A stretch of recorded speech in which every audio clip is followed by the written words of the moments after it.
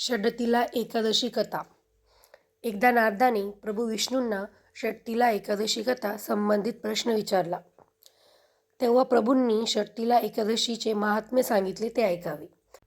भगवंतांनी नारदांना म्हटले की, हे नारद, मी आपल्याला सत्य घटना सांगत आहोत, लक्ष देऊन ऐकावे। प्राचीन काळात मृत्यूलोकात एक ब्राह्मणी राहत होती। ती नेहमी व्रत करत असे। एकेकाळी ती एका महिन्यापर्यंत व्रत करत होती, ज्याने तिचं शरीर अत्यंत कमकुवत झाले। ती अत्यंत हुशार असूनही तिने देवतांना किंवा ब्राह्मणांसाठी कधीही अन्न किंवा पैसे दान केले नव्हते। यामुळे मी विचार केला की, या ब्राह्मणीने व्रत करून आपलं शरीर शुद्ध केले आहे, तर आता तिला विष्णुलोकात जागा तर मिळेल, परंतु हिने कधी अन्नदान न केल्यामुळे ही तृप्ती होणे अवघड आहे। प्रभू म्हणाले की, असा विचार करून मी भिकाऱ्याच्या वेशात मृत्यूलोकात त्या ब्राह्मणीजवळ गेलो आणि भिक्षा मागितली। तेव्हा ब्राह्मणी म्हणाली, महाराज, आपण का आले आहात? मी म्हटले की, मला भिक्षा पाहिजे। यावर तिने मातीचा गोळा माझ्या भिक्षापात्रात टाकला। मी स्वर्गलोकात परत आलो। काही काळानंतर ती ब्राह्मणी शरीर त्याग करून स्वर्गात आली। तेव्हा ब्राह्मणीला मातीदान केल्यामुळे स्वर्गात सुंदर महाल मिळाले, परंतु आपल्या घरात धान्य नसल्याचे बघून ती घाबरली आणि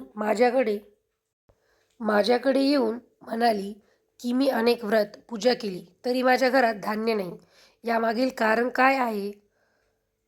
यावर मी तिला म्हटले की, आधी तू आपल्या घरी जा, स्त्रिया तेथे येतील तुला बघायला। आधी त्यांच्याकडून षटतिला एकादशीचे पुण्य आणि विधी जाणून घे, मग दार उघड। माझे वचन ऐकून ती तेथून निघून गेली। तेव्हा देवस्त्रिया आल्या, दार उघडण्याचा आग्रह करू लागल्या। तेव्हा ब्राह्मणी म्हणाली, आपण मला बघायला आल्या आहात, तर आधी मला षटतिला एकादशीचे महत्त्व सांगा। त्यापैकी एक स्त्रीने तिला षटतिला एकादशीचे महात्म्य सांगितले।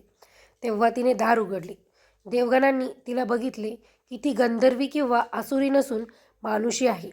त्या ब्राह्मणीने सांगितल्याप्रमाणे षटतिला एकादशी व्रत केले आणि त्या प्रभावाने ती सुंदर आणि रूपवती झाली। तिचे घर धनधान्याने भरले। म्हणून मनुष्याने मूर्खतेचा त्याग करून षटतिला एकादशी व्रत करावे, लोभ सोडावा आणि या निमित्ताने तिळाचे दान करावे। याने दुर्दैव, दरिद्री आणि अनेक प्रकारच्या संकटातून मुक्ती मिळते।